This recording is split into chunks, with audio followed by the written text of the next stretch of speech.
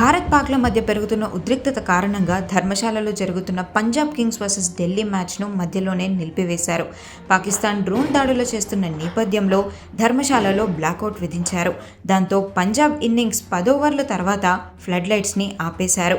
భద్రతా బలగాల ఆదేశాల మేరకు మ్యాచ్ ఇలా మధ్యలోనే నిలిపివేశారు. ప్రేక్షకులు కూడా స్టేడియం వదిలి వెళ్లిపోవాలని అధికారులు ఆదేశాలిచ్చారు.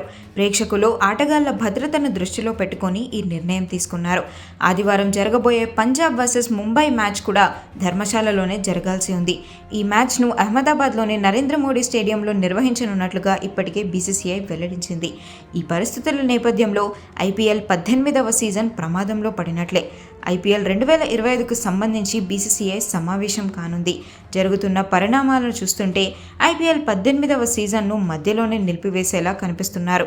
ఐపీఎల్లో చాలా మంది విదేశీ ఆటగాళ్లు ఉన్నారు. వారి భద్రతను దృష్టిలో పెట్టుకొని ఆటగాళ్లను సురక్షితంగా తమ దేశాలకు బీసీసీఐ పంపించే అవకాశం కూడా ఉంది. బీసీసీఐ తీసుకునే నిర్ణయంపై ఇప్పుడు ఆసక్తి నెలకొంది. భద్రతా బలగాల సూచన మేరకు బీసీసీఐ ఎలాంటి నిర్ణయం తీసుకుంటుందో చూడాలి.